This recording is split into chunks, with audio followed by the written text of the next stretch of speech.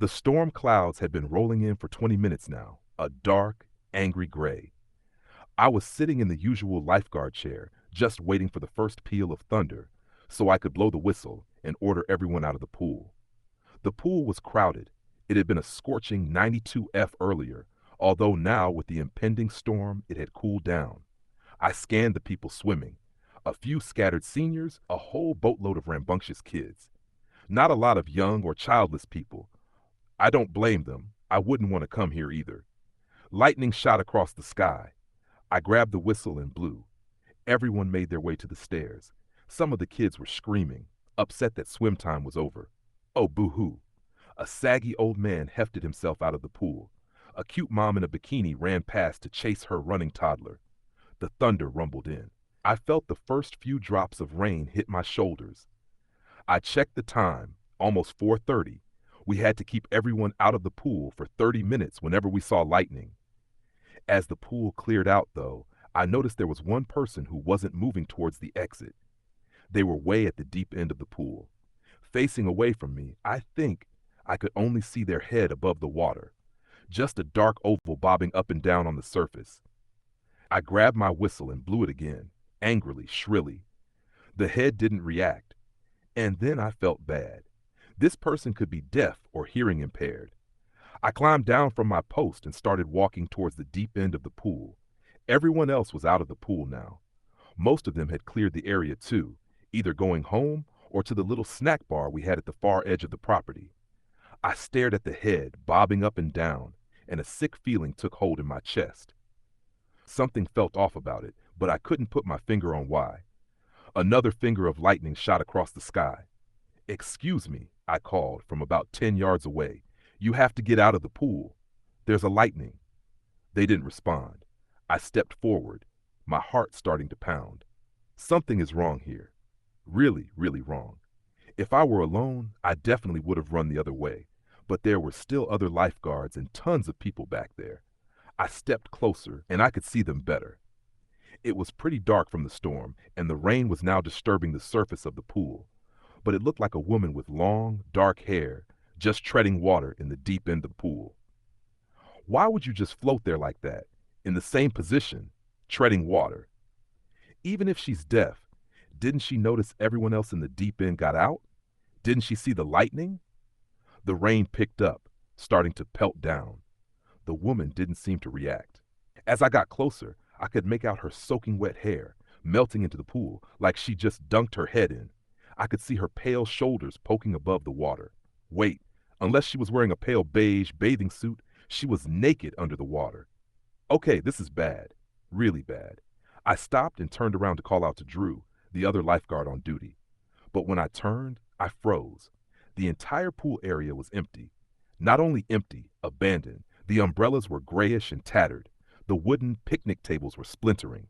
Even the pool water was murky green, darkening to black beneath the surface. What the? I must be dreaming. This can't be real. This can't. A splash made me turn back towards the woman. I looked up to see that she disappeared. Just a roiling, turbulent spot of water where she'd just been. What? Where'd she go? I immediately jumped away from the edge of the pool in case she was coming towards me. But I didn't see her anywhere.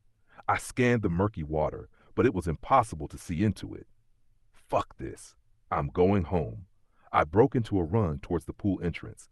That's when I saw her. She was climbing out of the pool, taking the steps one by one at the shallow end. Her dark hair trailed all the way to her rear. Her skin looked impossibly white in the dark shadows from the storm, almost like she was faintly glowing. She turned and slowly started making her way towards me. What do I do? I could try to run past her. There wasn't much space between her and the clump of long black hair. I could run the other way around the pool and to the exit, but she'd just turn around and intercept me. And where is everyone? She was a little closer now. I could make out the two black dots of her eyes on her face. They were too dark, like her eyes were pure black, or like she just had hollow pits where her eyes should have been. I couldn't tell. I ran over to the fence. I stuck my foot in the chain link and began to climb. I could only do it because I wasn't wearing shoes, manipulating my toes through the gaps. I got halfway up and glanced back. Oh, no. She was so much closer than I would have expected. Only about 15 feet away. She was naked and pale and bluish, like she'd drowned in the water. Her face was gaunt, her mouth hung open, and her eyes were pure black. I scrambled up the fence, a cold hand locked onto my ankle. I didn't look down. I couldn't. I knew it was her hand, yanking me back. I kicked and screamed. "Let me go!" I think my fear delighted her. I heard a little shh sound escape from her lips, as if she were laughing, but didn't quite know how. I kicked as hard as I could. I felt her fingernails claw into my ankle, but then I was free, and I scrambled the rest of the way up the fence. I plummeted to the ground. My body hit hard. I lay there for a second, gasping for breath. When I opened my eyes, the sounds of the pool returned. I sat up and noticed I was still on the pool side of the fence, but all the people were back. The pool was clear. The storm was passing now, warm sunlight starting to brighten the shadows. "Hey, man, you okay?" I looked up to see Drew standing over me. "What? What happened?"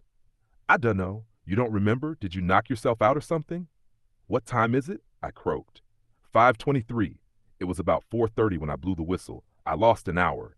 "Did you see her?" I asked. "Who?" "That weird woman in the deep end of the pool. She wasn't coming out when I blew the whistle."